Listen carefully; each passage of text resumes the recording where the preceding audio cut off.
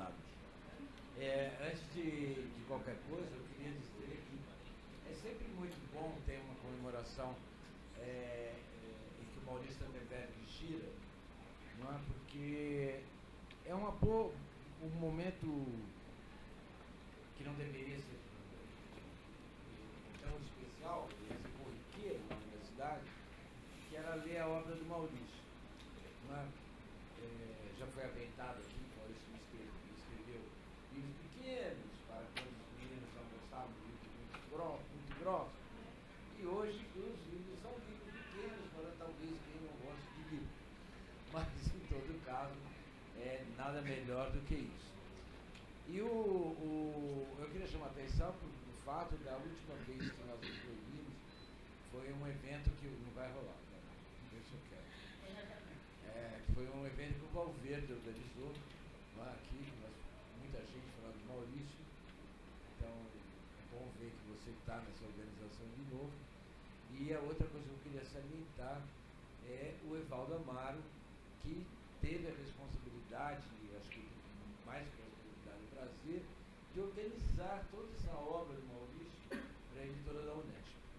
Então acho que esses dois homens são muito importantes ao lado dessas meninas infernais que nós conhecemos faz tempo, que é a Bia e a Lucila. Que fica meio difícil a gente falar do Maurício e falar de você, né? Muito difícil.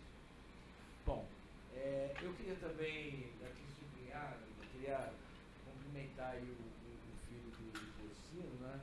Que inventivamente fez um vídeo bastante gostoso de acompanhar, não é?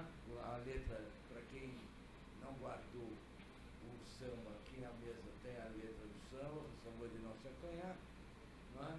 E queria também destacar o A na Bola, que tem na camiseta aí do Maurício, porque o Maurício também era A na Bola. Mas quem não sabe o que é A na Bola vai procurar saber, porque está completamente por fora. Tá certo? Quem sabe tem que ficar contente, porque é assim que o mundo cresce com gente completamente arejada, como era o Maurício. Oh, agora voltou bem, cara. Foi só falar na bola, subiu tudo, tá vendo? Legal. Olha, eu vou comentar aqui algumas coisas a respeito desse livro, não é? Que é um livro que foi publicado originalmente em 1988 e depois reaparece nessa coleção que o Evaldo Amaro chamou para si a capacidade de organização em 2007. Ele tem 3 textos, são 3 textos, né? Um que o que Bia chamou muitíssima atenção para, principalmente a moçada, ler, sobre a história da Rússia, não é? Que não é um texto que o brasileiro, ou o jovem brasileiro, ou o jovem da América do Sul está muito acostumado a lidar, não é? Acho que da América do Norte eu não sei, não moro lá. E a outra coisa é que os 2 textos subsequentes, né, o que prepara a Revolução e o que comenta a Revolução, eles são praticamente um duplo indissociável. Não adianta ler um porque não vai rolar.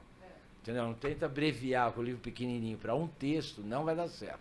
Porque o Maurício, ele é um sujeito que escreve naquele o bom escritor, o bom pesquisador, que cada capítulo, cada texto, ele responde ao que se propõe. Não é? Mas se ele está encadeado como um capítulo de livro, ele está chamando o seguinte e vai fazer você ler o seguinte e voltar, se você começou pelo meio, para um outro lugar. Então tem essa coisa do cuidado do pesquisador ao montar um livro e ao cuidado do Maurício em montar o livro. Parece que é uma história linear que você vai ler, redondamente enganado. Não se trata disso, não é? Se trata de uma leitura da história muito empolgante, porque antes de qualquer coisa, o Maurício era um historiador, não é? Tu vai falar, Maurício é sociólogo, é politólogo, é filósofo, não sei o que, barará, mas o Maurício era historiador. Então era um homem, assim, com uma atenção monumental para os acontecimentos, para escrever alguma coisa. Não tinha, quando você lê o Maurício, não tem uma coisa apressada. Não tem a arrogância das sucessões de notas de rodapé, de citação de autores, etc., de falsa erudição. Não é? Ele te leva bem, ele te traz bem. ele te dá a bibliografia fundamental para você consultar, não é? Ele não te engana, não é? Mas ele quer que você venha junto para a luta, não é? É um historiador, e é um historiador comprometido, não um historiador desses bonitinhos, certificados, etc. É um historiador, como ele gostava de falar, crítico, não é? E um historiador crítico que está sempre falando do presente, mas é bom compreender o presente, porque o Marx está muito presente no Maurício e nesse livro em especial. Não só metodologicamente, mas também na orientação teórica. Não é? O Maurício está sempre falando do presente, dentro dessa afinidade metodológica com Marx, e, ao mesmo tempo, ele está falando no presente que ele está escrevendo. Então, Maurício, é uma coisa complicada também, né? Você estava levantando isso na sua leitura, né? O Maurício não está falando de história ali para o que vai acontecer no futuro, presente. Ele está falando da história que nós vivemos, não é? E na história que ele está vivendo é que ele lê essa história. Então, há uma empolgação aqui, porque ela nos remete a pensar junto com ele o que é que está acontecendo em 1986, 87, 88, quando ele está escrevendo esses textos. Não é? Quando você lê agora, um pouco que você estava chamando a atenção com a China, você também acaba de ler o Maurício e fala assim, opa, eu tenho que ler o presente agora de outra maneira. O Maurício não se presta a ser citado para salvar a sua tese, o seu artiguinho de apressado para essas coisas. O Maurício não se presta para isso. Não é? Ele não é CL, não é currículo lápis. Não é? Ele não faz pontuação. Ele está lidando com história. Não é? Então, ele não está querendo ser citado, ele está querendo que você pense, que você se jogue na luta, que você saia dessa condição do Simão, que é o que ele fala aqui no final do vídeo que o seu menino editou, muito gostoso, do samba. Não é? Só que esse presente do Maurício também tem essa interrogação no presente, que é justamente a afinidade analítica que ele tem com Bakunin, ou com Bakunin. Aí tem umas questões aqui de línguas, depois vocês resolvem, tá? Eu sou mais... Você também gosta de Bakunin, então vamos continuar no Bakunin, tá bom? Mas tem esse lado do Bakunin. Por que é interessante você pensar isso, não é? Porque o estudo do Maurício Stuttenberg não passa batido. Não é? Tem um Marx muito presente, e eu não estou falando Marx como sinônimo de Lenin, Trotsky, nada disso. Atenção. Tem Marx, que é uma referência muito forte, inclusive de toda a análise econômica, que nisso também é muito parecido com o Bakunin, porque o Bakunin também tem uma influência muito grande do Marx na análise econômica, mas do ponto de vista político é totalmente apartado. Não é? Toda a influência anarquista mesmo, das contribuições de Proudhon, etc., e que você vê no Maurício isso repercutindo com muita pertinência. Só que o texto do Maurício, que é aquele texto presente que nós estávamos vivendo em 80 e poucos, não é a mesma crítica que fazem, por exemplo, Ottaviano De Fiori, que era também nosso colega de departamento, com Leôncio Martins Rodrigues, na revista Estudo Sebrap, que fazem um estudo muito bom a respeito da produção do Lenin e procurando mostrar a sequência lógica do raciocínio e que vai descambar em ditadura sobre o proletariado e que teria uma conexão imediata com Marx. Não é? No Maurício não é assim. O Maurício exige mais de você. Não é? Ele vai exigir mais de você. Não pega essa coisa fácil. Não é? Porque ele vai procurar te chamar para ler o que há de distinto entre os populistas russos e os marxistas, e ao mostrar isso, ele vai procurar mostrar como que a tradução do Capital foi feita pelos populistas russos, Danielson e tal, que mantinha uma relação de muito próxima com Marx e que não tinha nenhuma conexão com os marxistas e que também não tinha nenhuma conexão com Lenin e muito menos o que Lenin irá aprontar depois com o desenvolvimento do capitalismo na Rússia, que é, para o Maurício, me parece que é o momento da gente, tipo assim, aqui não há mais. Não dá para conversar, porque daqui para frente é o Lenin interpretando o Marx da necessidade, e o que eu estou interessado é no Marx, nesse volume 1 do Capital, que é o que está circulando mais, não é? E o que se produz dentro dessa história da Rússia, que envolve populistas, não é? Envolve gente pobre, gente rica, camponês, envolve um monte de coisa. Então, as tais comunas e tal. E no mesmo estudo SEBRAP, que ele está separando do Leôncio Martins Rodrigues e do Ottaviano De Fiori, o próprio Maurício publicou lá um texto que foi um escândalo na época, que era Max Weber e a Revolução Russa. Essa é uma conversa à parte. Não é? Às vezes, para os meninos estudantes aí de Relações Internacionais que fazem curso comigo, né, de provocação, eu passo para eles vou fazer uma reflexão individual no meio do curso. Não, está por aí, eu lembrei de você. Eu sempre passo, vocês vão se virar agora lendo Max Weber e a Revolução Russa, do Maurício Santenberg. É aqui que eu quero ver se você domina mesmo a matéria que nós discutimos até agora. Os resultados são muito bacanas, porque, claro, o texto do Maurício é empolgante. Não é? Mexe com qualquer um. Ainda tem. O que eu queria também chamar a atenção nessa conversa com vocês, não é que o Maurício também dá passagem, o Maurício Santenberg dá passagem para nós e para os jovens, de modo geral, serem um pouco menos blindados. Entendeu? Já chegam muito blindados na universidade. E hoje em dia, então, você fala assim, nossa, o cara nem quer saber do que vai acontecer, porque ele já sabe tudo. Então, vai naquela faculdadezinha Zé Mané, ali na esquina, tem certificado por R$ 99 por mês. Aliás, hoje eu vi a propaganda de pós-graduação por R$ 99 por mês.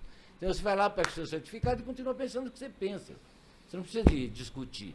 Não é? A Universidade, pensando no Maurício, a universidade é um lugar para você fazer o que você imaginava não acontecer mais, não é? E inventar uma coisa para você e, sem sombra de dúvida, botar um pouco de fogo, não é? Porque botar fogo é muito bom. Jogar coquetel molotov é bom, faz saudável, inclusive. É saudável, né? Tem umas meninas aqui que eu acho que gostam também de fazer isso, né? Eu já tenho um pouco de dificuldade, mas mesmo com uma balaclavazinha dá para encarar, ainda que eu não tenha que correr muito, né? Mas eu acho que é muito importante, essa é uma experiência que, se você não tem quando você é novinha e jovem, depois, meu bem, não vai rolar. Não é? Como dizem os outros por aí, não é? Os incendiários, os jovens incendiários são os melhores bombeiros da vida adulta. Não é? Puta que pariu, desculpem. Não é? Se um tanto bombeiro hoje em dia... Não, só tem bombeiro hoje em dia, porque todo mundo está blindado. Quem está blindado não está afim de se machucar, de entrar no fogo, de correr o risco de ser mandado embora. Não é? Hoje todo mundo quer ficar bem na fita, não é? Está todo mundo tranquilão, etc. Imponente com o seu discurso, não é? Não dá. Não é? Por isso que é bom, de vez em quando, ter umas sessões de Maurício Santenberg, viu, Valverde? Para lembrar todo mundo que isso aqui não é para assistir assim, sessãozinha acadêmica, vai dar certificado. Não. Vai botar fogo no certificado e vai chamar atenção para você, para pulsar a sua vida, fazer acontecer, deixar escorrer, vazar. Não é? Tem muitos de nós que vazam com sexo, não é? O que é bom também essa fase, não é? Para as empoderadas que me desculpem, mas sexo é bem interessante. Não é? Sexagenário. Eu só fiz uma edição, um clipe. Sexo, é muito bom. Não, todo mundo assim, não pode falar outro e outra. Eu já estou meio perdido. Eu queria só lembrá-los ainda do seguinte, não é? Que o Maurício tinha Ah, tinha umas coisas muito boas, o Maurício. Ah, mas o que eu queria chamar é que, atenção, é que o Maurício era um cara, assim, como professor, muito, além de ser generoso, que todo mundo sabe disso, ele era muito atento, né? Ele era capaz de, na aula, assim, ver lá seu livro, lá conversando, olhar para ver o que é que você tinha marcado, e aí ele ficava lá, por que você marcou isso? Por que você riscou isso? Canhoto, né? Por que você sublinhou isso? Por quê? Porque ele está interessado em conversar. Tá interessante. Eu não sublinhei isso. Não é? Hoje professor nenhum fala isso para você. O professor sabe tudo. Não é? Ele não vai falar vai ficar curioso de saber por que é que você sublinhou um trecho que ele deixou passar batido. Não é? O Maurício tinha esse cuidado. Aí foi muito bom ser aluno do Maurício para prestar atenção tanto nessa atitude, né, que você deve ter com você, com a vida, ou quando você é professor, não é? Como também um modo de você se afastar desse exercício arrogante, né, dos que sabem demais, que são soberanos demais. O Maurício não disputa para ter uma voz soberana. Não é? O Maurício não está nessa disputa por ser a voz soberana. Mas ele é um sujeito também que não está nem um pouco disposto à polêmica. Não é? O Maurício é um sujeito... polêmica não era muito com ele mesmo. Sei lá. É um sujeito que mais estava envolvido com a análise, com o acontecimento, com a luta e com as pessoas que estavam envolvidas. Se eu não estiver errado, eu devo ter ainda uns 15 minutos, é isso? Ou não? Já estourei? Porra, Araque. 17:02 para 17:19 são 17 minutos. Não são? Ainda na conta aritmética. Mas pode estourar. Eu não vou ocupar vocês. O que eu queria dizer é o seguinte. Desencana. O que eu queria dizer é o seguinte. Eu separei aqui, eu tinha feito um exercício, não é? Que era assim, como eu li o livro A Revolução Russa do Maurício há 2 dias atrás. Não é? Que já não é mais como eu li em 88, como eu li em 2007, mas como eu li agora. Não é? Puta, muito legal. É isso que eu estou querendo chamar a atenção. É a terceira vez, formalmente, que estamos lendo esse livro. Não é? E por isso que eu estou chamando a atenção para o fato de que quando você lê o Maurício, você está, como historiador, ele está te chamando para você pensar na sua história de hoje, na história do presente, de hoje. E de ser analítico com relação a essa história. Não ser pretencioso. Então, isso eu acho que é um jeito incrível que raros pensadores foram capazes de trazer isso, não é? E o Maurício aqui no Brasil é um sujeito que faz muitíssimo bem com os seus textos, chamando a gente para ler a realidade que a gente está vivendo agora. Então, o que eu queria chamar a atenção é que eu li algumas... Eu ia falar assim, agora quem fala é Maurício Stuttenberg, porque eu selecionei algumas passagens que eu achei que são fortes. Algumas até coincidem com o que eu já tinha sublinhado uma vez na minha vida. Não é? Outras já não. Não é? E é isso que me fez lembrar da aula do Maurício lá em 1974, quando ele estava escrevendo aquele doutorado, que era uma loucura assistir aula com ele nessa época. Não é? Que dele fala assim, por que você riscou aqui, ó? Né, Felipe? Por que você riscou aqui? Eu não risquei isso aí. E isso rola uma conversa interessantíssima, né? Porque, claro, tem o seu interesse, tem o meu, mas nós dois temos um interesse de pesquisador, de investigar, de entrar por dentro disso. Então, outro dia, noutra hora, noutra ocasião, eu pego e faço isso, eu transformo isso aqui num artigo só para fazer bagunça, e junto tudo isso para mostrar um pouquinho para vocês assim, a intensidade do Maurício. Não é? O Maurício era intenso. Intenso. A palavra hoje meio desgastada. Não é? Mas Maurício era um homem intenso. Não é? Assim, com todo aquele jeito manso de andar, não é? Hoje em dia a gente poderia chamá-lo de pré-Google, não é? Pré-Google, porque todo mundo tinha dificuldade, queria saber alguma coisa, que ela foi procurar tudo isso para escrever esse artigo. Não é? O Maurício saía da aula, tinha sempre aquele monte de ninguém. Maurício, estou querendo fazer não sei o quê, estou querendo pesquisar, o que, que eu faço, o que, que eu leio?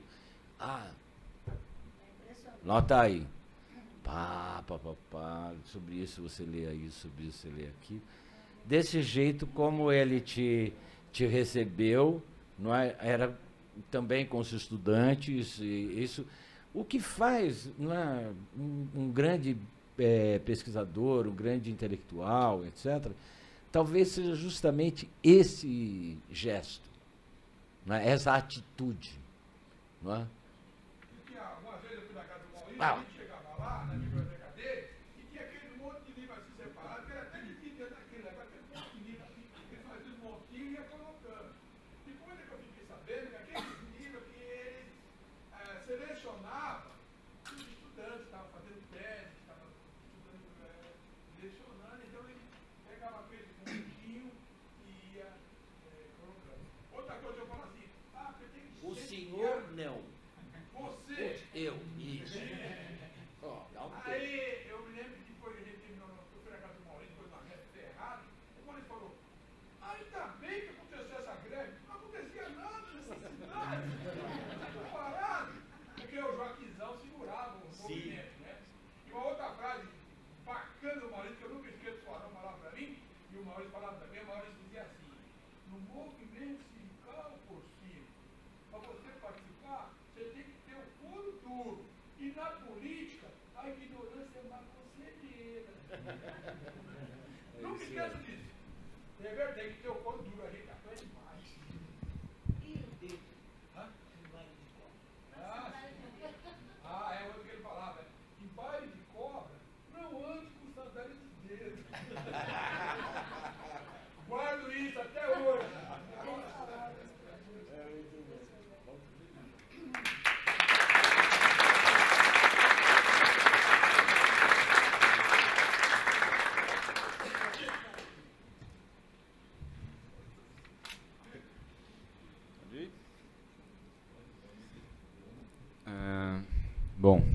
Boa tarde a todos e todas. Bom, eu faço questão, sendo um evento como esse, eu faço questão de gastar o meu tempo com uma série de agradecimentos e historinhas preliminares, assim. Primeiro, claro, agradecer aos organizadores, né, 2 grupos de estudos dos quais eu faço parte, o NETIPO e o grupo de estudo liderado pelo professor Valverde, o grupo de estudos Filosofia Política Contemporânea, e, claro, a ProPuc também, que ajudou na organização.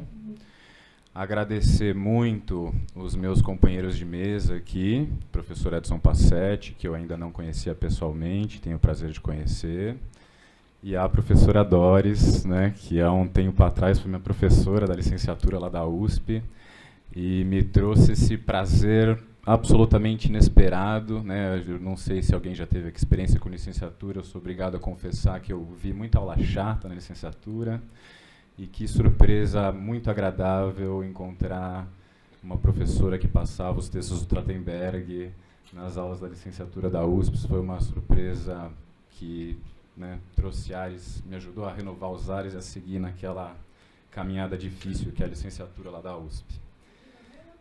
Estou devolvendo para você. É a alegria que a gente tem, é isso, para aguentar a chatice. A gente tem que fazer algumas coisas assim, né?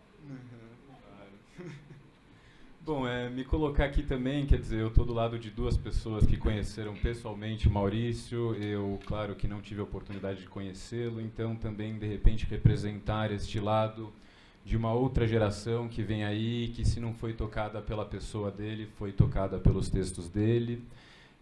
As minhas pesquisas são, claro, como o Hudson já adiantou, sobre a obra do Marx, mas eu posso dizer com muita convicção de que os textos do Maurício Trachtenberg foram um dos primeiros, se não o primeiro autor a despertar em mim um interesse por um Marx descanonizado, digamos assim.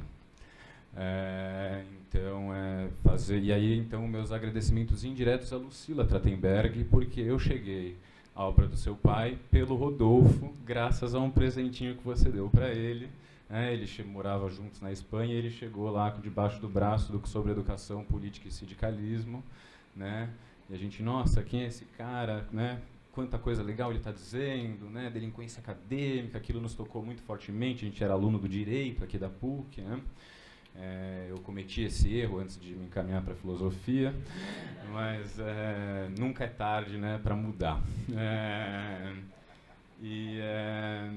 E por fim, também colocar, já que eu comentei sobre política, educação e sindicalismo, eu tenho uma militância em Itaquera, periferia de Itaquera, né? Hoje a gente já fala centro de Itaquera, periferia de Itaquera, com um cursinho popular. E eu não sei se alguém aqui tem alguma experiência com cursinho popular, mas o desafio é sempre você articular uma demanda imediata, que leva muitos alunos a buscar um cursinho popular, que é a demanda por entrar numa universidade, ter uma chance de cursar uma universidade, etc. Mas articular isso com um objetivo mais estratégico, mais de longo prazo, no sentido de formar esses estudantes como críticos dessa sociedade, desse sistema de ensino excludente, que é inclusive o que os leva a um cursinho popular e não a um cursinho pago, como, por exemplo, muitos estudantes da classe média e classe mais alta podem fazer. E os textos do Trachtenberg sobre educação, assim, caem como uma luva para essas formações que a gente passa no cursinho popular. E ontem mesmo, hoje eu acho que ela não pôde vir, mas ontem mesmo veio uma ex-aluna nossa do cursinho, veio lá de Itaquera aqui, porque ouviu falar em Trachtenberg e veio conferir, de tanto que a gente martelou o Trachtenberg na cabeça dela ali nas formações do cursinho, né? Questões como o vestibular escolhe os escolhidos, né? Ou mesmo a crítica à escola como organização complexa, são todos textos que comunicam muito diretamente com a realidade desses nossos alunos. Então, é isso tudo para ressaltar o meu prazer de estar aqui, etc. Acho importante destacar essas questões. Indo agora mais diretamente para o tema que me coube, que é um tema que está condensado num artiguinho, mas que, claro, que reaparece em vários outros, e é um artiguinho, eu confesso que eu estava com medo de entrar numa seara aqui, né, para falar desse artigo, que é o artigo Marx-Bakunin. Se o texto é polêmico, vou considerar meu objetivo cumprido se eu trazer para a parte boa da polêmica, que não é tanto se Trachtenberg era marxista, anarquista ou qualquer coisa, mas, e aí eu agradeço muito ao Passetti, porque ele já adiantou esse tema, e o que quero destacar é a altura intelectual do Trachtenberg no sentido de saber ler o Marx desvinculado de certos dogmas e preconceitos que foram imputados a ele por uma série de linhas e tendências que dominaram o século XX. Né? Então, a minha intenção é mais ou menos essa, destacar a riqueza, então, da leitura que Trachtenberg faz do Marx, né? E aqui para situar as pessoas não situadas. Eu trouxe para mostrar, só para mostrar a título de curiosidade, a primeira versão do artiguinho do Trachtenberg foi publicado em 83 na revista Ensaio, né? O nome do meu queridíssimo Valverde aparece aqui no conselho, junto com o Trachtenberg, junto com só fera, né? Florestan Fernandes, José Chazin, Maurício Trachtenberg, José Paulo Neto, Ricardo Antunes, Chico de Oliveira, né? Enfim. Mas, enfim, a versão do artiguinho original, e claro que foi republicado, tem que fazer também a média com o Evaldo, né? Foi publicado num catatauzinho, né? Tá certo que é uma reunião de uma série de textinhos pequenos, mas temos aqui um livro mais volumoso aqui do Maurício Trachtenberg, onde está publicado também esse artiguinho e, digamos assim, sobretudo dois outros que me parecem que não dá para evitar. E o Evaldo publicou esses textos não por acaso sempre juntos aqui nessa coletânea. Um deles a introdução que o Trachtenberg faz ao marxismo heterodoxo, que eu também trouxe para mostrar para vocês, já que não saiu ainda publicado pela Unesp, né? E um texto também intitulado sim, mas não saiu, que a Unesp, nessas republicações da Unesp, não foi republicado ainda, então eu trouxe para mostrar.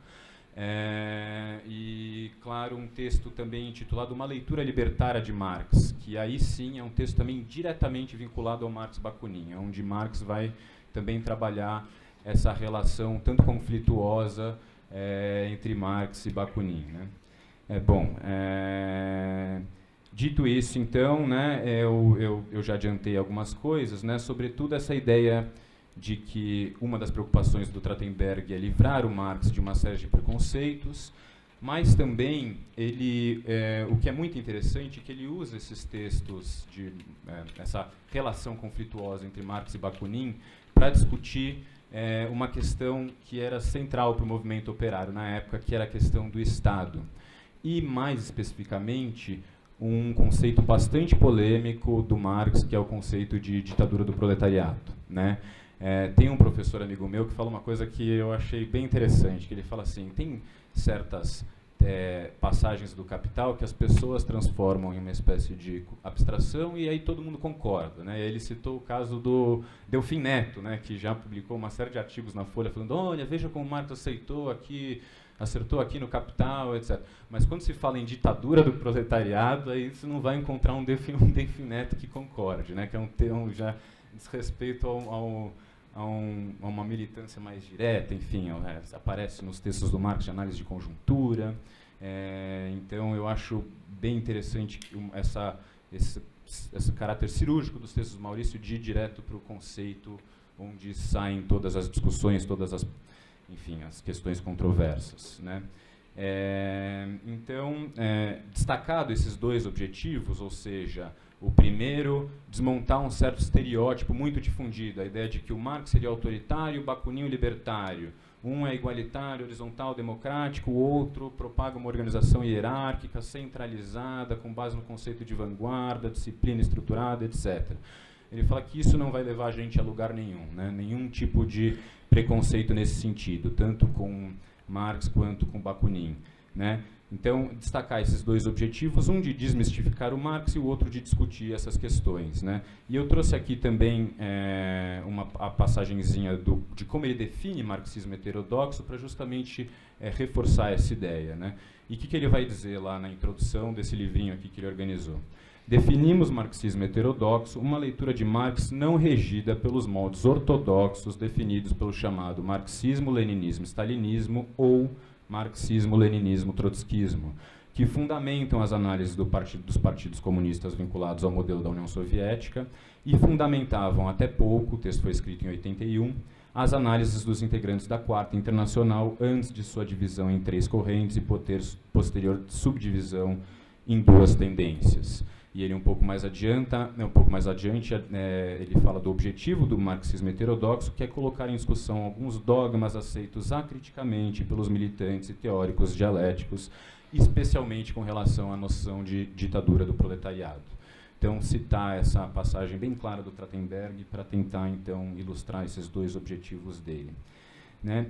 E eu adiantei que o texto é polêmico porque quem lê o texto vai perceber que tem um que sai ganhando nessa debate de Marx e Bakunin. E esse cara é o Marx, né? E aí, assim, claro, gente, sai ganhando entre aspas. É importante destacar o respeito que o Trachtenberg tinha com a obra de Bakunin, mais do que isso, como o Trachtenberg tinha consciência da importância da obra do Bakunin. Quem for ler os prefácios que ele fez às obras do Bakunin, publicados aqui no Brasil, vai ver que o comportamento dele com o Bakunin é outro, né? Mas, nesse caso, né, o Bakunin é quase que usado para desfazer certos preconceitos do Marx. Então, no artigo, o Trachtenberg opera quase que com argumentação meio que sempre invertendo. Fala assim, Marx é acusado o Bakunin acusa Marx de ser autoritário. Na verdade, Bakunin é que é autoritário. Bakunin acusa Marx de ser estadista. Na verdade, Bakunin é que tem um tratamento ambíguo com relação ao Estado. E assim o Trachtenberg vai de modo a desmistificar essa ideia de um Marx estadista, de um Marx defensor de um Estado popular, de um Marx defensor de uma ditadura do proletariado, como a ideia de que o proletariado tome o poder do Estado, etc. E é um pouco por aí que o Trachtenberg vai. Eu já estou quase estourando o meu tempo, né, pelo jeito, então, assim, vai sobrar... Eu sou formado em filosofia para o bem e para o mal, então eu tenho essa coisa de rigor excessivo com textos, então eu ia ficar aqui ponto a ponto, só vai dar para dar umas pinceladas. Então, eu primeiro destaco assim, o Maurício, a primeira coisa que ele faz é destacar a atualidade da discussão, e a atualidade da discussão se dá na medida em que o Estado permanece, né, como sendo, no seu papel de perpetuador do modo de produção do capital, né? Então, nas palavras do próprio Maurício, atualidade na medida em que o sistema capitalista se mantém na maior parte do mundo e o Estado como elemento redistribuidor de mais-valia na forma de sobretrabalho, taxa de juros e renda da terra. Ou seja, essa é a atualidade da discussão. O Estado continua aí no seu papel de perpetuador das relações do capital. Então, destacar rapidamente algumas questões. É um texto polêmico que, tratando sem detalhes, vai ficar mais polêmico ainda, mas tudo bem, a gente pode deixar também para um debate, etc. Mas, na linha do que, por exemplo, que o professor Edson Passetti falou, a primeira coisa que o Trachtenberg vai fazer é problematizar o conceito de marxismo, separando a ideia de marxismo e de Marx, né? Ele vai falar, inclusive, que o marxismo foi um termo inventado pelos bakuninistas para atacar o Marx na Primeira Internacional. E vai sempre lembrar daquela carta do Marx, onde ele fala que onde o Marx mesmo coloca que ele não é marxista, né? Trachtenberg, por diversas vezes na sua obra, relembra essa passagem dessa carta do Marx, onde ele fala assim: se isso é marxismo, não me considerem marxista, o próprio Marx, né? E vai destacar também uma certa característica pessoal do Marx de querer sempre ficar na penumbra. Quer dizer, o Trachtenberg vai, por exemplo, lembrar que no texto do Marx sobre a Comuna de Paris, que é inclusive um dos textos do Marx mais usados para ele descaracterizar todos esses preconceitos que eu adiantei, que esse é um dos primeiros textos em que o Marx se assume publicamente como um autor. E destaca essa característica pessoal do Marx de não querer nem aparecer como autor dos textos, para não se tornar uma figura carismatizada, etc. Bom, isso tudo é um nariz de cera que o Trachtenberg faz. Eu vou destacar os pontos de divergência, talvez ler algumas passagens e encerro. A primeira questão do Estado, né? Ele sempre começa citando o Bakunin atacando Marx e depois desfazendo esse ataque, né? Então ele vai falar: segundo Bakunin, Marx é um comunista autoritário, partidário da emancipação e da organização nova do proletariado pelo Estado, consequentemente, de cima para baixo. Aí o Trachtenberg vai na crítica da filosofia do direito do Marx, na questão judaica, para mostrar como, desde muito cedo, o Estado e o dinheiro eram as fontes dos males da sociedade para o Marx. E que ele, desde o começo, já tem uma crítica bastante radical ao Estado. Vai citar também a obra Ideologia Alemã, citando Marx, dizendo que o proletariado se conta em oposição direta à forma na qual os indivíduos até hoje procuraram expressar-se coletivamente, a saber, o Estado, né? E, portanto, a ideia de que o proletariado deve destruir esse Estado para afirmar plenamente a sua personalidade. E aí ele chega num ponto que eu considero chave, que é a ideia de que o Marx encontra na associação o elemento chave da ação operária revolucionária. E o Trachtenberg cita, então, uma resolução da Internacional, que ele reconhece como redigida por Marx, na qual se expõe, então, o papel da Associação Internacional dos Trabalhadores como algo que não é para impor nenhum sistema doutrinário para nenhum tipo de movimento operário. E aí eu cito Trachtenberg: via Marx que após uma luta operária surgiria, uma associação que tivesse continuidade após a luta. Depois, as associações reunidas, na forma de um movimento social, dar-se-ia um processo revolucionário que desenvolveria uma socialização proletária do poder, da existência e do trabalho, oposta à socialização capitalista, que é feita de cima para baixo, centralizadora e alienante. Para Marx, e aqui o ponto que eu queria destacar, a associação designa um processo e um projeto revolucionários. É o elemento fundante da ação operária. Daí ele ter definido com muita clareza que, abre aspas, e aqui é Trachtenberg citando Marx, a finalidade da Associação Internacional dos Trabalhadores é de combinar, generalizar e dar uniformidade aos movimentos espontâneos da classe operária, mas não dirigi-la ou impor, não importa qual sistema doutrinário, né? Então, enfim, bastante interessante essa ideia do Bakunin. Bom, em seguida ele vai desmistificar a ideia de que o Marx é defensor de um Estado popular, e aí vai recorrer à crítica ao programa de Gotha do Marx, onde ele explicitamente se contrapõe a esse conceito, né, que era um conceito que já estava sendo bastante difundido pelos programas que ele está criticando naquele texto, que são os programas do Partido Social Democrata Alemão. E aí, então, o Trachtenberg, com aquele texto, já desconstrói completamente essa noção do Bakunin de que Marx seria defensor de um Estado popular. E, por fim, e aí, gente, vocês me desculpem se ficar... Vai ficar jogado as coisas, não vai dar, mas beleza, simbora. Então, assim, por fim, então, a ditadura do proletariado e uma passagem clássica do Bakunin. Os marxistas dizem que essa ditadura, julgo estadista, é um meio transitório inevitável para chegar à emancipação integral do povo. Anarquia ou liberdade, eis o objetivo. Estado ou ditadura, eis o meio. Portanto, para emancipar as massas trabalhadoras, é necessário, em primeiro lugar, acorrentá-las. Isso Bakunin criticando o conceito de ditadura do proletariado do Marx. E aí, como eu já adiantei, para passar bem grosso modo, o Trachtenberg vai justamente nos textos do Marx sobre a Comuna de Paris para mostrar como que para o Marx a ditadura do proletariado é a Comuna de Paris. E vai mostrar como que o Marx, uma das coisas das atitudes que ele mais louva dos comunards, é justamente a iniciativa deles de desmontar o Estado no instante em que eles tomam o poder. Desmontam o exército permanente e povo em armas. Enfim, vão desmontando uma série de instituições estatais, digamos, não como algo a ser adiado, né, nunca a ideia de tomar o Estado e manter um Estado transitório para no futuro desmontá-lo, mas não, a ideia de que a ditadura do proletário já é este ato de desmontar as instituições estatais, de modo a, digamos, fazer emergir a auto-organização dos trabalhadores que tomam, portanto, o controle do seu processo produtivo, né? Tinha um monte de coisa que eu queria destacar. A proximidade do Trachtenberg, né, sempre recorrendo a Rosa Luxemburgo, né, nas discussões contra o Lenin, desvincular o conceito de vanguarda à obra do Marx, separar, portanto, o pensamento de Lenin e o pensamento de Marx e mostrar como que não há essa ideia de uma vanguarda revolucionária na obra do Marx. E aí, se vocês me permitem, mais uma cutucada no Bakunin, com Trachtenberg, não sou eu que estou falando, é o texto do Trachtenberg, mas é claro que ele vai problematizar essa ideia de um discurso autogestionário do Bakunin e a sua paixão por seitas e sociedades secretas.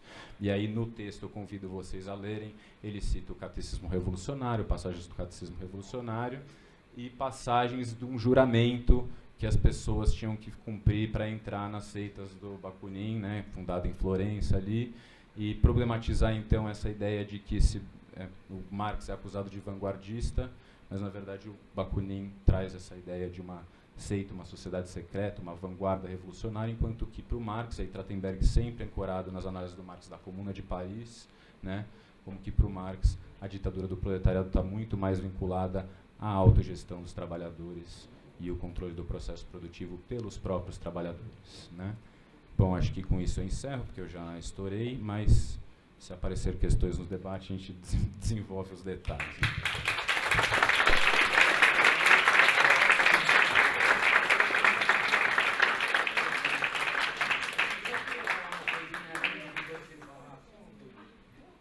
Eu também queria convidar, você convidou todos para a apresentação de teatro que inaugura dia 4 de outubro, não é isso?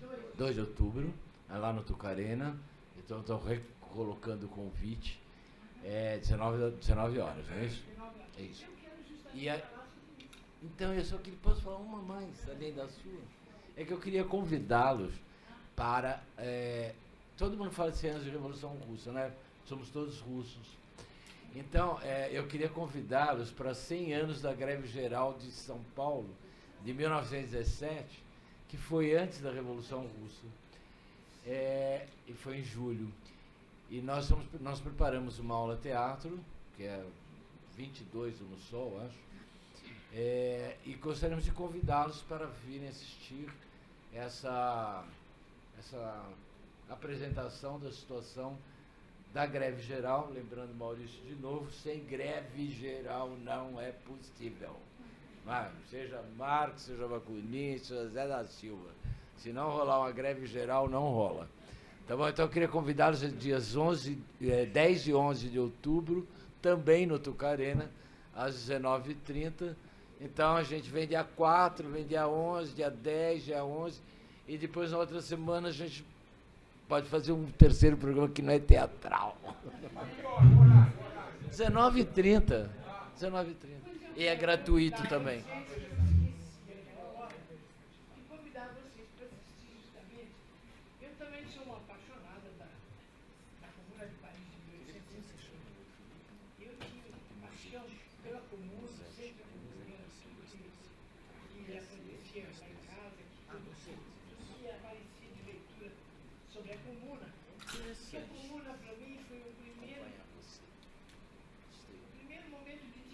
Humana de algum governo, se é que se pode dizer isso. É o governo de maior dignidade humana que houve nesses 2 meses e meio da Comuna de Paris, que é um momento em que o povo mesmo assume o poder. Quem é a figura carismática da Comuna? Não tem. Porque era realmente um grupo, era um coletivo realmente. E a Comuna também não tinha essa história de mandar o representante para o centro, né? Como é bairro, distrito, diferentes distritos de Paris, todos organizados há um século, porque de 1789, na Revolução Francesa, a 1871 se passou praticamente um século. O povão e a burguesia fizeram a Revolução Francesa para destituir os reis, etc. Acabou o rei, depois voltou, e foi uma confusão danada durante esse século. Mas quem que ganhou na Revolução Francesa? Claro, foi a burguesia e os ricos. O que sobrou no povão? Gato, rato e cachorro para comer. Idade, miséria e maus tratos, industrialização e guerra de conquista. Lá vai o povo junto com Napoleão para levar liberdade, igualdade, fraternidade. Isso da boca para fora, porque para eles não tinha nada, nem liberdade, nem igualdade, nem fraternidade. Tinha que morrer nas guerras de expansão. Então, durante esse século, esse povo da França se preparou e esse grupo assumiu o poder. E a burguesia, quando percebeu que eles queriam manter o poder do povo, se refugiou em Versailles, que era perto de Paris, e formou um governo paralelo. Isso é a história da Comuna, né? Eu, como sempre, gostei muito e tinha uma figura que eu queria muito fazer no teatro. Desde moça que eu queria fazer essa coisa da Louise Michel. As mulheres tiveram uma importância extraordinária, tanto na Revolução Russa, como na Revolução lá na Comuna de Paris. E a Louise Michel era professora, poetisa, uma mulher extremamente inteligente. E eu fiz, a partir de 2011, uma pesquisa, vim vendo nas memórias dela e na própria história da Comuna de Paris que ela escreveu. Ela era uma pessoa, era uma intelectual mesmo, professora primária e intelectual, mas ela pegou em canhão mesmo. Ela fazia parte de um pelotão, ela usou farda e enfrentou, foi presídio, mas era uma coisa maravilhosa, escreve. Então eu fiquei desde 2011 fazendo esse texto e ele vai entrar pela primeira vez como teatro, porque até agora eu vinha lendo o texto de teatro e não estava satisfeita porque faltava o teatro. Agora eu pedi a ajuda de uma moça que fez um trabalho teatral com essa peça. Se chama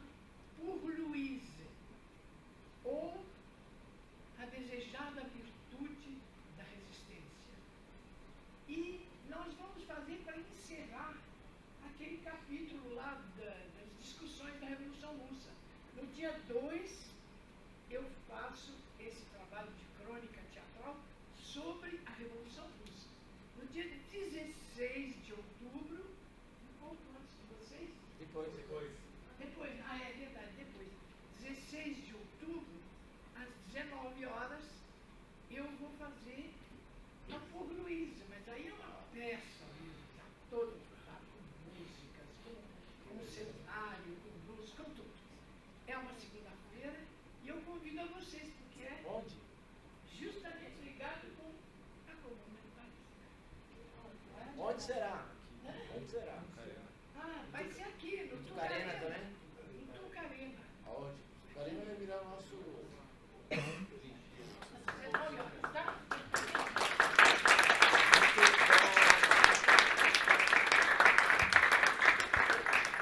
Bem, tendo feito todas as explanações, eu abro para as perguntas. Você deve apresentar-se e logo em seguida fazer a sua pergunta, até que em um momento se esgote, teremos as réplicas. Sim, professor.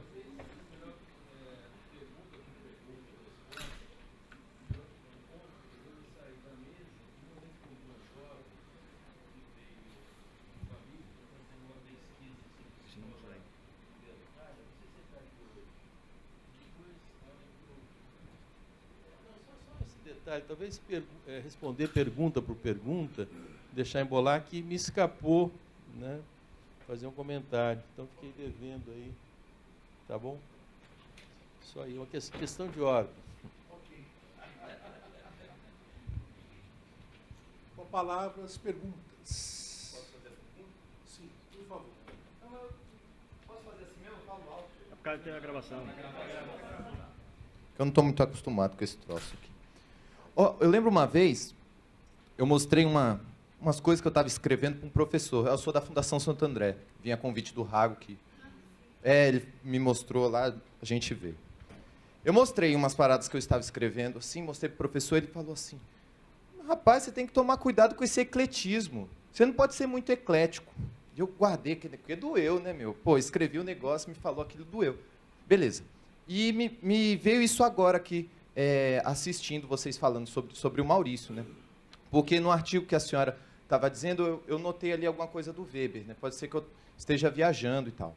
Mas você, olhando com atenção assim, a obra do Maurício, que eu não conheço toda, mas você encontra elementos do Marx, você encontra Bakunin, você encontra Weber. Tá tudo ali, né? Tá tudo ali. E eu queria perguntar assim, para vocês, até onde esse ecletismo ele era uma forma de erudição dele, né? E então, até onde é, até onde não é? Queria ter isso claro, né? Obrigado.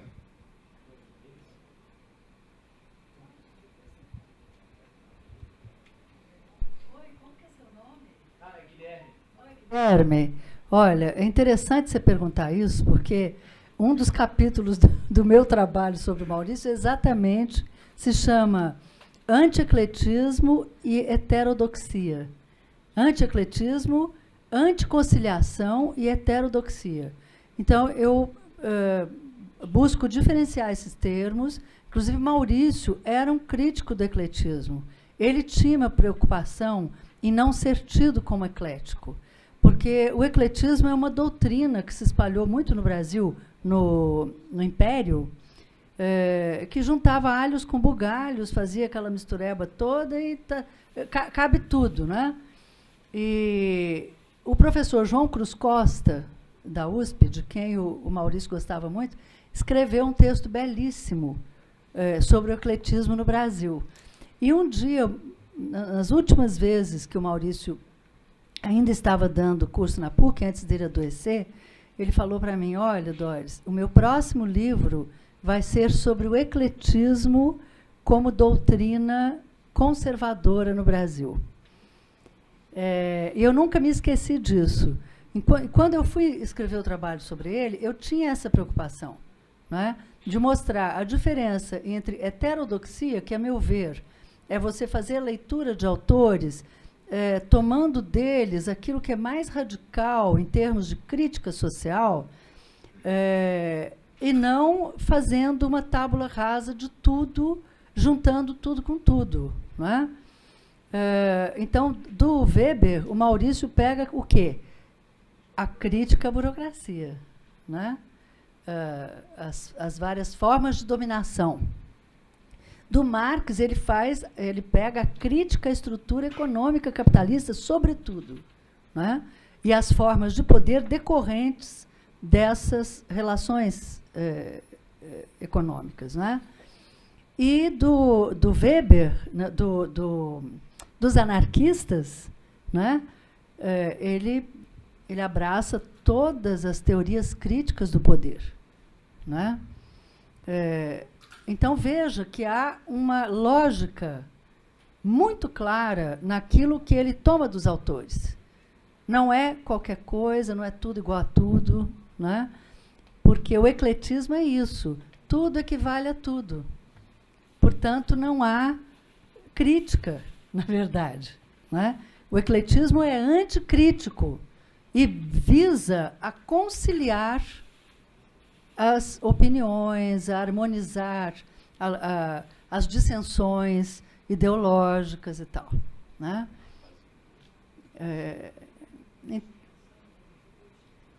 Conservadorismo, conciliação, Brasil. Exatamente, está aí, inclusive, né? A conciliação pelo alto, essa coisa toda. Que estava dando um curso justamente muito preocupado com o problema do conservadorismo. O último curso que ele deu aqui na PUC se chamava Pensamento Conservador no Brasil. E ele começava a aula dizendo, por que eu escolhi isso? Porque não há nada mais atual. Né? Então, ele ia nos pensadores conservadores, né?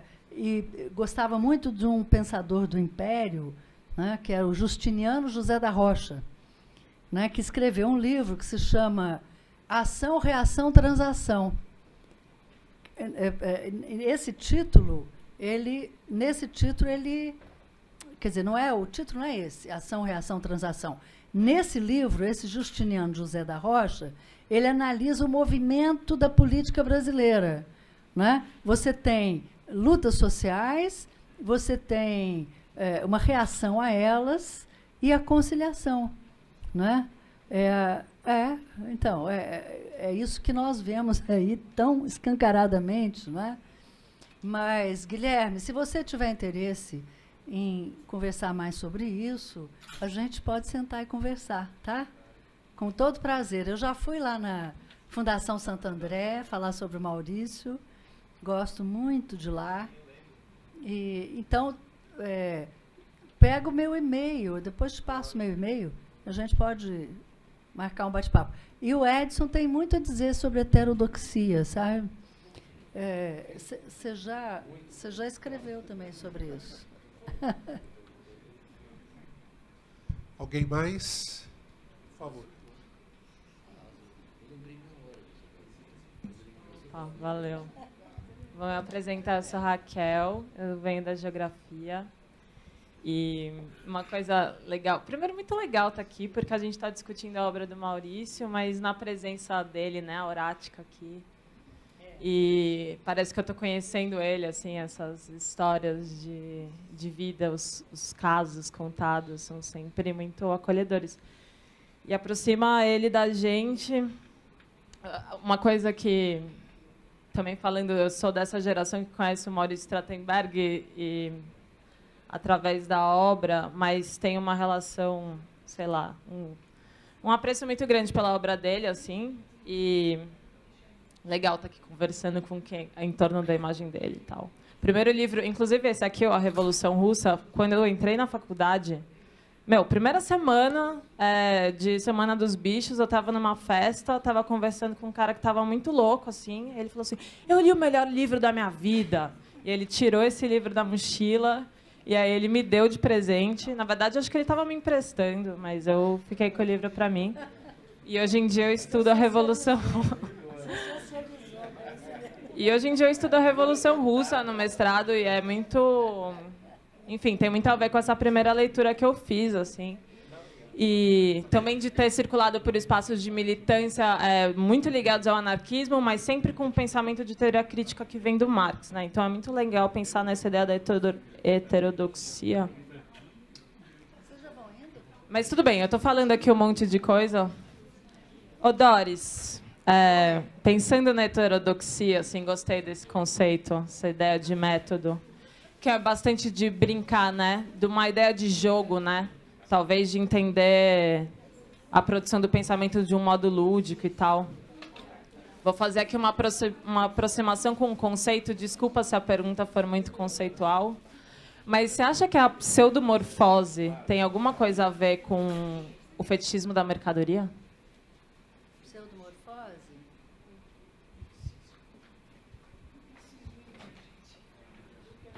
Deixa eu só me despedir. Bia. Lu, obrigada por tudo. Obrigadíssima. Então, olha, talvez a gente pudesse dizer que tem algo a ver com o que seriam os processos ideológicos, né? No sentido de uma das leituras mais tradicionais da ideia de ideologia do Marx, que, aliás, é uma ideia que o Maurício, quando o Maurício analisa ideologia na obra dele, é no sentido mais tradicional, porque há muitas concepções de ideologia, né? A partir do Marx e tal. Então, talvez a pseudomorfose pudesse ocupar o lugar de um processo ideológico, mas o Maurício está falando de um fenômeno histórico, né? Que é a substituição de uma determinada realidade sócio-histórica e cultural por outra, sendo que a anterior não pôde amadurecer, não pôde se expressar na sua maturidade, né?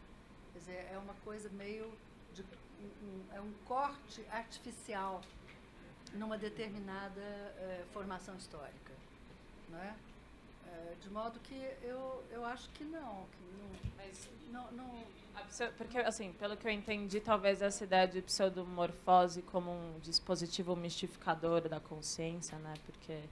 Que talvez não fosse ideologia, porque a ideologia ela opera ao nível da racionalidade, do fetichismo ser essa aparência, essa forma de aparência que oculta algo que é a substância que move o processo, né? Então, você deu essa imagem da pirita e eu fiquei pensando nessa... o Maurício, aquilo que se revela como aquilo que não se é, assim. Eu vejo assim, quer dizer, o que eu e a Lúcia tentamos analisar no texto do Maurício é uma visão de um processo histórico, né? No qual as forças simbólicas também têm um papel, né?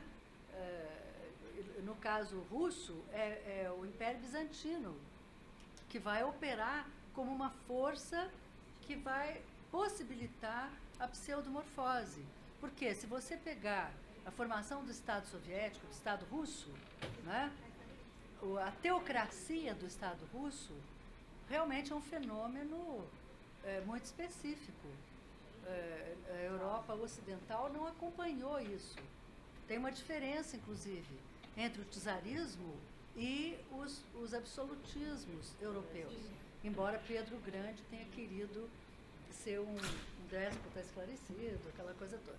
Mas eu acho que, olha, eu veria a pseudomorfose apenas como o Maurício indica no texto dele, né? É uma substituição, não é? Violenta, não é um processo natural, lento, não. É algo que se impõe no lugar de outra coisa, né? E que vai até ter uma aparência de fenômeno natural, né? Mas quando você vai examinar o cristal de rocha derretido, a lava vulcânica e tal, você vai ver que está no lugar de outra coisa. Entendi. Tem uma ideia de ideologia, meio ideologia alemã, assim. Não sei. Olha, não sei. Eu não gostaria... Porque essa ideia de religiosidade e mistificação E essa ideia do mito da máquina, etc., né, do processo social da União Soviética. São dois elementos muito diferentes. Fazer um discernimento. E que se juntam, né, na produção da pseudomorfose, que é o bolchevismo, segundo Maurício. Né? Nada. Muito obrigada.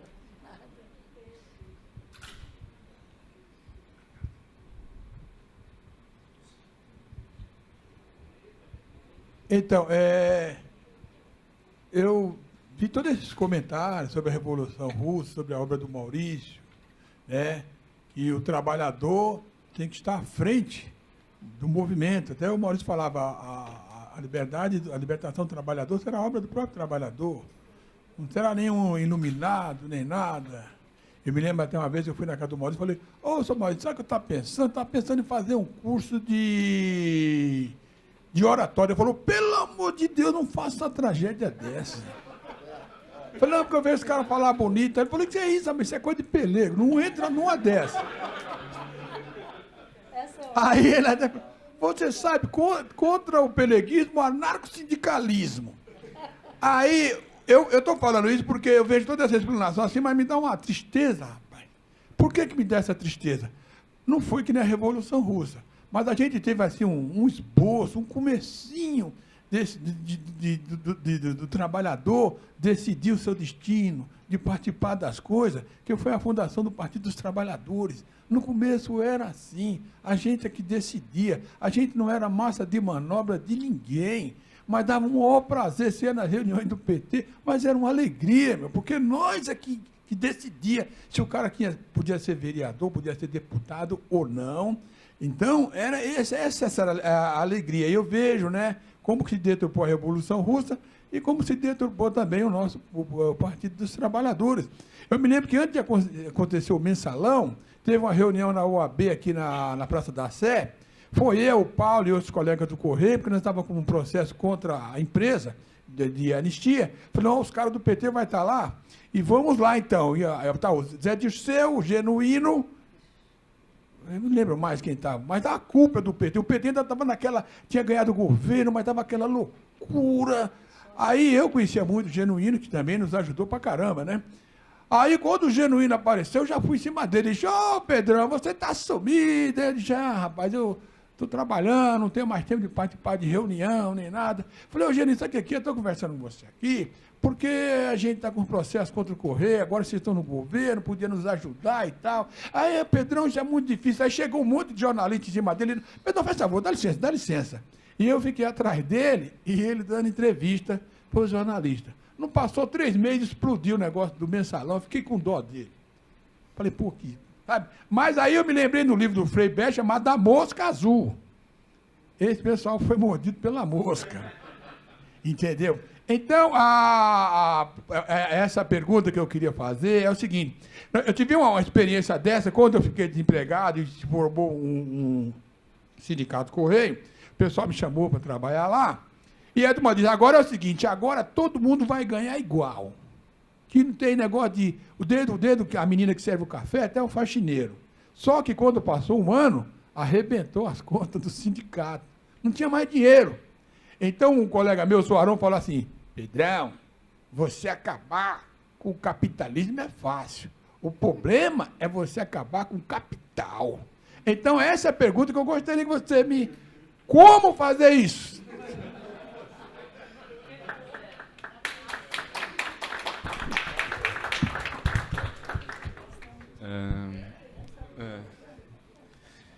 Bom, primeiro a primeira parte da sua intervenção, Porcino, porque, de fato, todas essas questões que eu levantei, quer dizer, essa pretensão do Trachtenberg de desmistificar o conceito de ditadura do proletariado e associar a uma questão que é sempre central na obra dele, que é a questão da autogestão do trabalhador, o próprio trabalhador no controle do seu processo produtivo, e essa questão que ele sempre lembra, né, da postura do Marx de falar o seguinte, a Associação Internacional dos Trabalhadores é dos trabalhadores.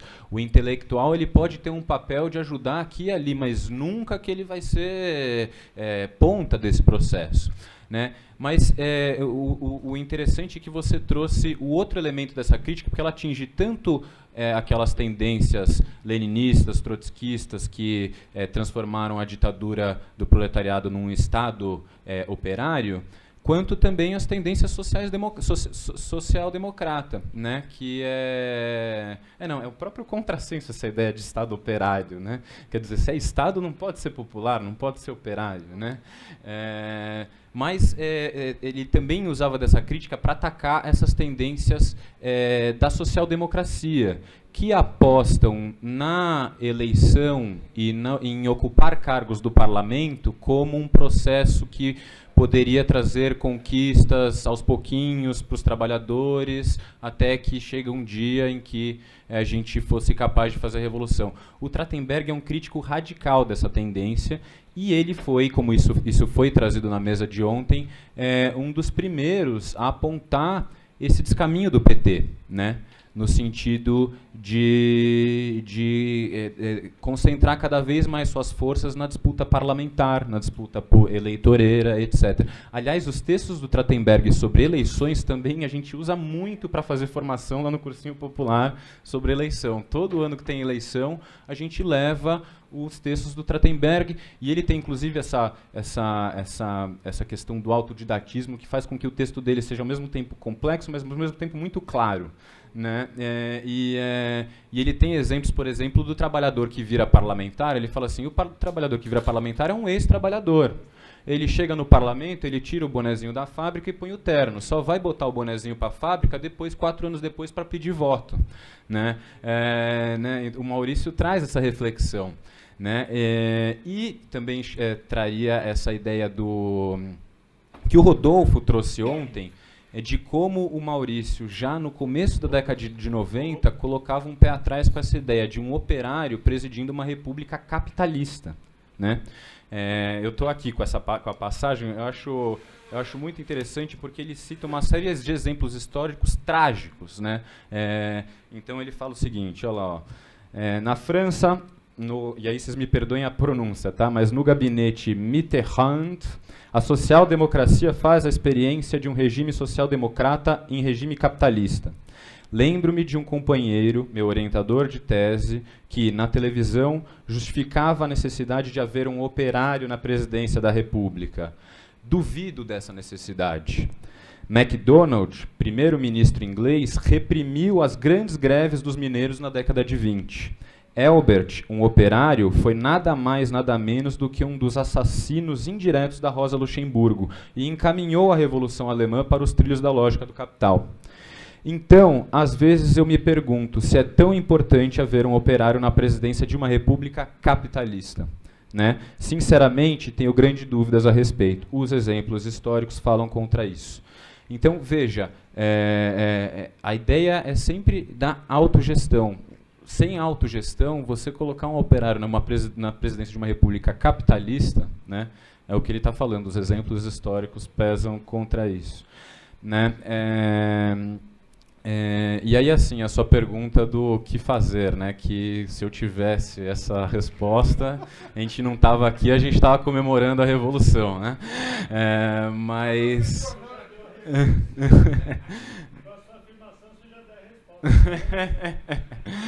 Exato. Mas você trouxe uma questão que é gozado. Aí, de repente, se a Doris e o Edson puderem falar, porque essa distinção entre capital e capitalismo é uma distinção que eu encontro mais na obra do Mesaros. Tenho minhas dúvidas se não é daí que o seu interlocutor não tirou essa ideia. E o Mesaros, ele tem uma ideia que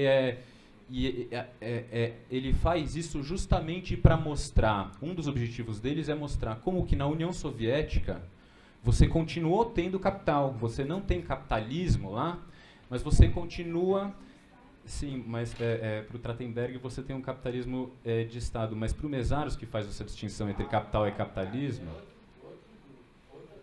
Gente, mas eu estava falando aqui... Gente, o Porcino perguntou dessa distinção, eu estou tentando responder para ele.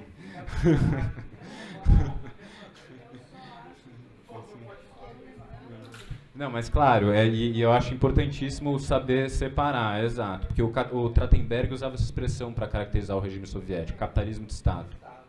O Mésaros, ele vai tentar mostrar como você não tem capitalismo, mas você tem uma outra forma da relação capital, na qual é o Estado que passa a ser o principal extrator da mais-valia do trabalhador, né? E é curioso porque eles têm ali uma distinção conceitual para a obra do Maurice Trachtenberg, mas no fundo eles caminham mais ou menos na mesma direção, né? Que é, digamos assim, em termos gerais, mostrar que a União Soviética não é o socialismo real, né? Essa expressão é terrível, né? Essa ideia de um socialismo real. A União Soviética está muito mais associada a uma tentativa de transição que fracassou, né? E trouxe muitos prejuízos para a esquerda nesse fracasso. Eu iria por aí, quer dizer, essa distinção capital e capitalismo, eu não sei se a gente encontra na obra do Trachtenberg, mas sem dúvida nenhuma a gente encontra na obra do Mésaros, e esse é um tema bastante central para ele. Ele inclusive mostra como que o capital é muito mais antigo que o capitalismo, né? Que o capital já existia em formas pré-capitalistas, né? Enfim, então é um pouco, não sei se eu estou te contemplando, mas é um pouco por aí.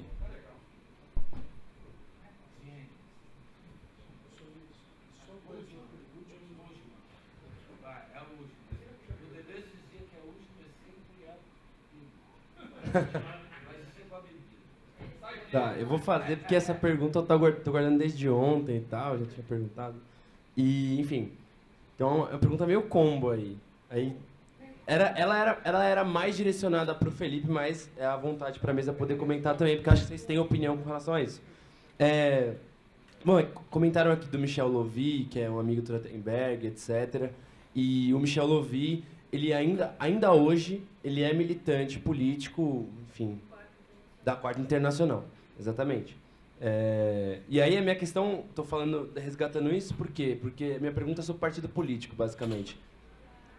Ontem o Felipe mesmo falou, não, porque eu não sou militante de partido político, eu sou militante, né? Você fez essa diferenciação. Daí eu queria entender, a minha pergunta é um pouquinho mais longa assim, mas entender assim, o partido político, enfim, na visão de vocês mesmo, enfim, ou na do Felipe, só o Felipe for responder, não tem nenhuma relevância, não tem papel, partido político entendido como uma organização, organização não necessariamente coletiva, né, que tem como objetivo a revolução e tenta buscar para isso, elaborar uma estratégia e mediações táticas para cumprir essa estratégia. Isso não tem papel, não tem relevância, é algo negativo? Essa é uma primeira pergunta. A segunda, você comentou sobre a distinção Marx-Lenin, né? Aí a teoria leninista da organização ela seria equivocada no momento em que ela analisa o movimento da consciência de classe dentro do capitalismo, da consciência, né, dos trabalhadores, na verdade, mas em termos de reconhecimento enquanto trabalhador e a necessidade histórica da revolução. Então, nesse sentido, se está errado, a gente está implícito nesse erro, que ela é uma pergunta honesta, sincera mesmo, é de dúvida mesmo. Se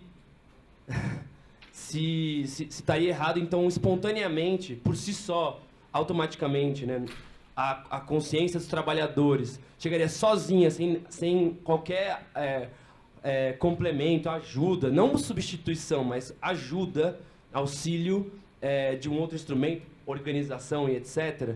Então não seria um certo determinismo nisso, a gente deixar, não, espontaneamente vai chegar, então por que a gente está fazendo alguma coisa? Para que se organizar coletivamente? Vamos só esperar.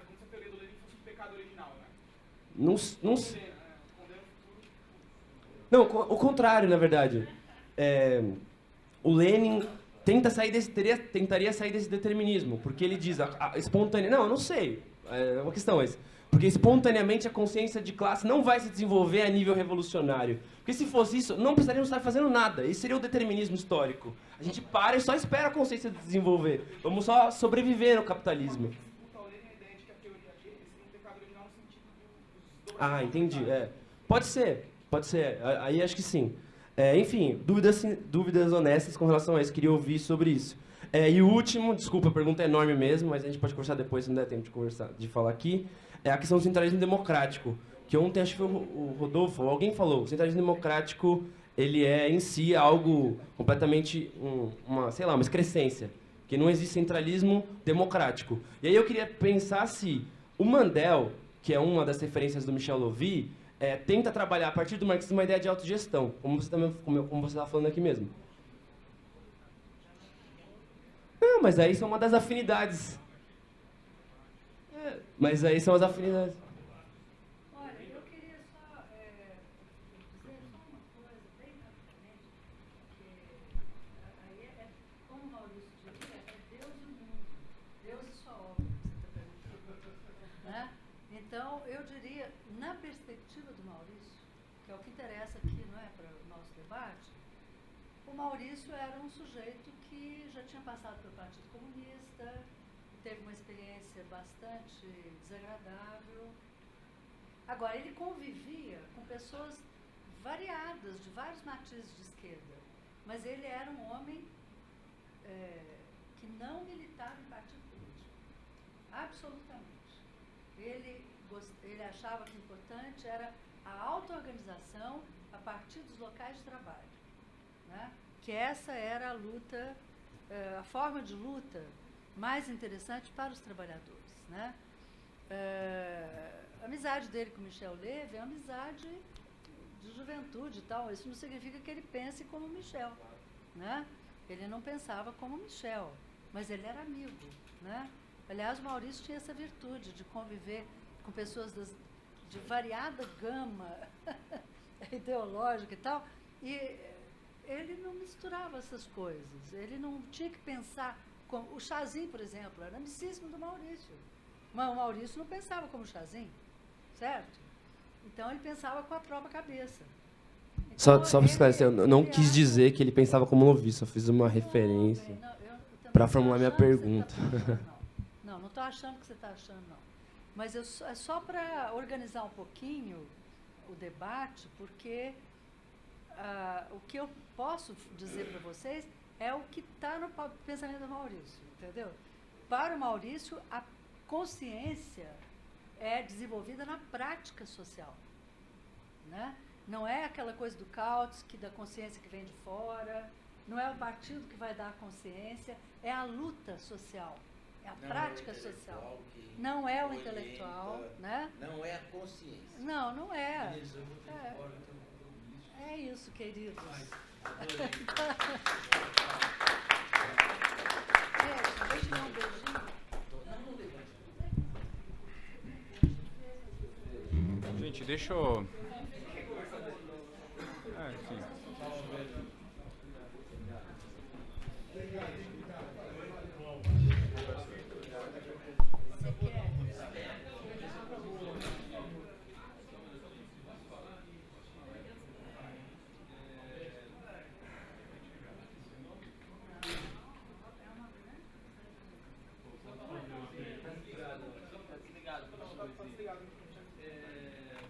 Tá desligado.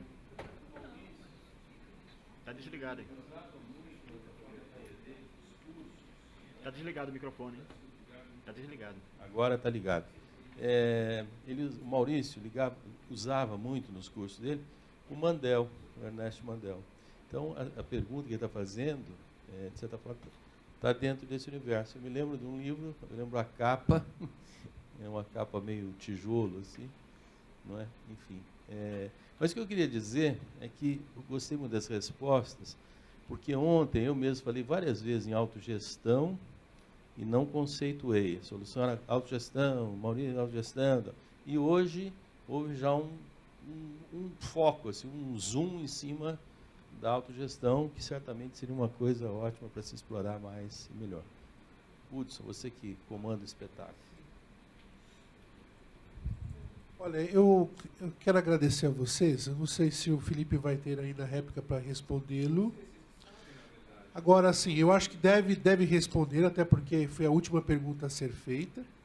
E eu só peço a vocês um pouco de paciência, porque o nosso horário já extrapolou, então a espontaneidade se estendeu, e eu acredito que... Agora, professora, a senhora tem total liberdade de falar, olha, eu estou cansada, eu preciso ir, enfim, mas é isto. a composição da mesa, fica à vontade para isso. Tá bom? Só para também não deixar passar batido.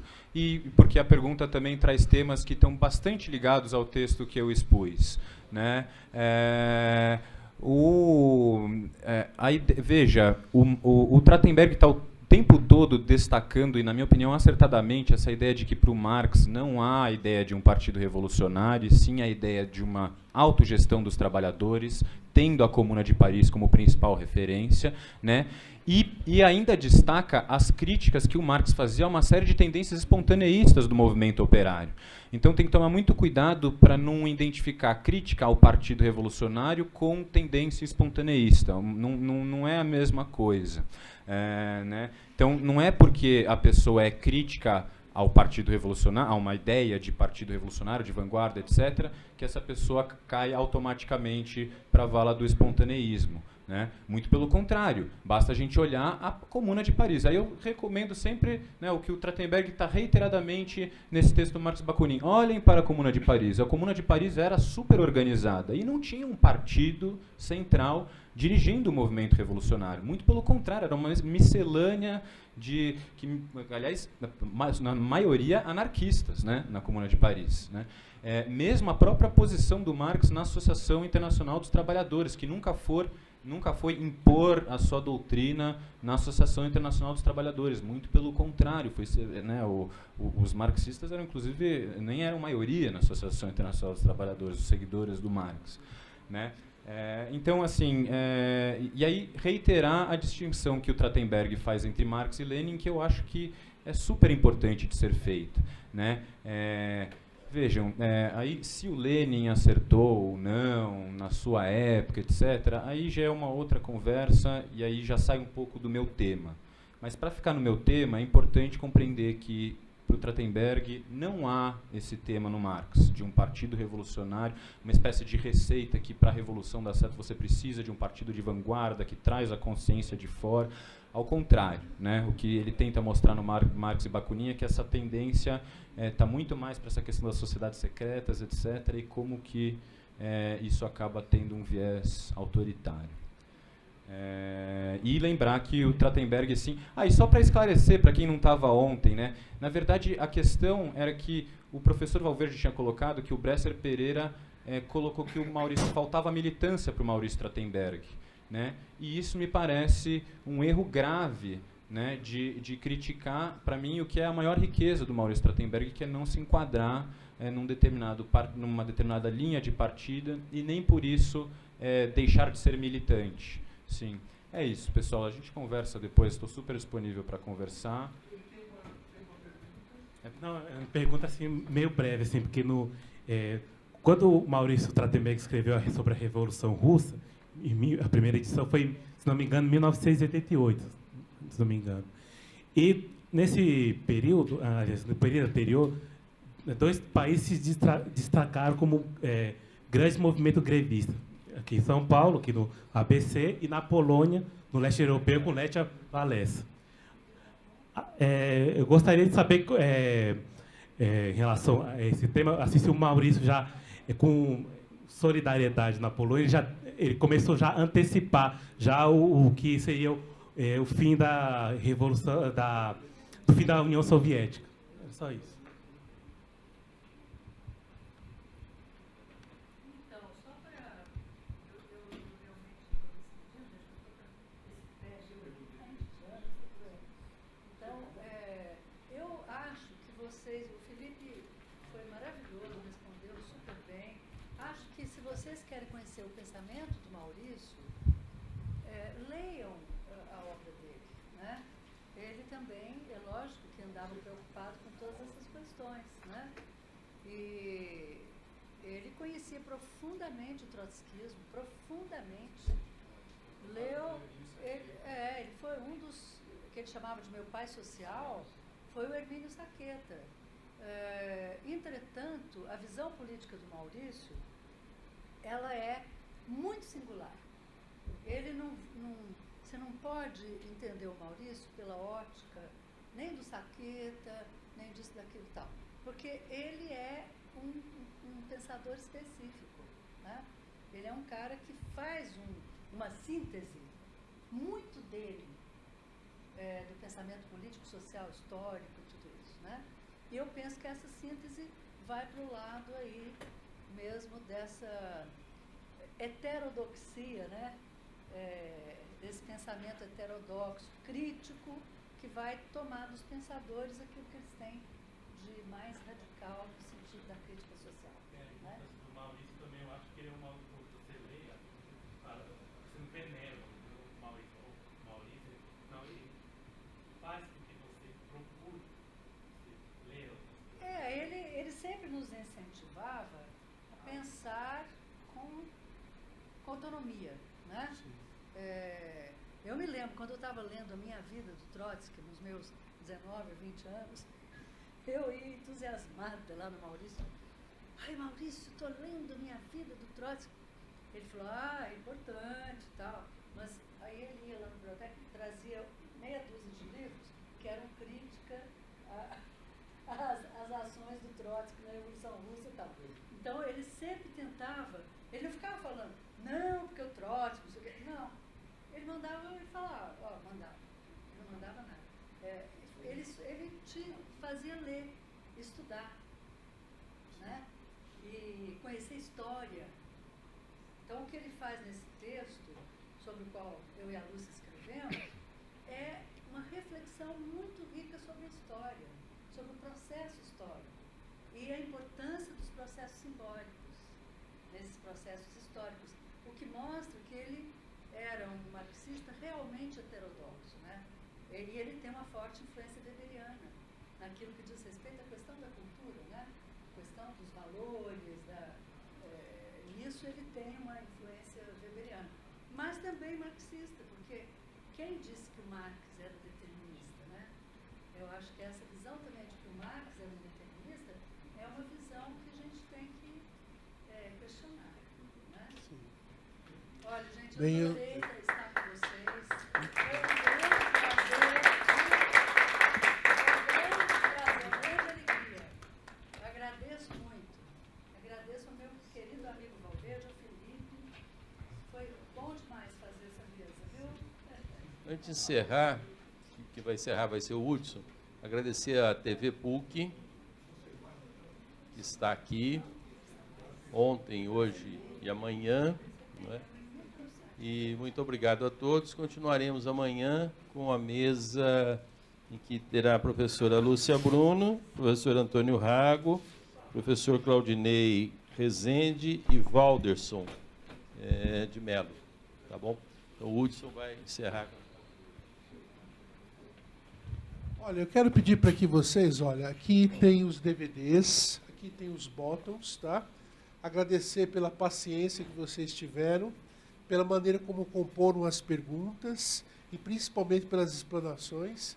E eu não sei, eu fiquei muitíssimo intrigado ontem com a fala do Porcino, passei a madrugada pensando exatamente num trecho que eu acho que terminaria esse momento nosso, que diz o seguinte: no fundo, toda revolução é uma grande desconhecida.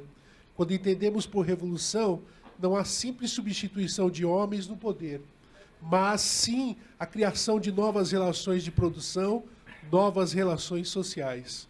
Maurício, A Falência da Política.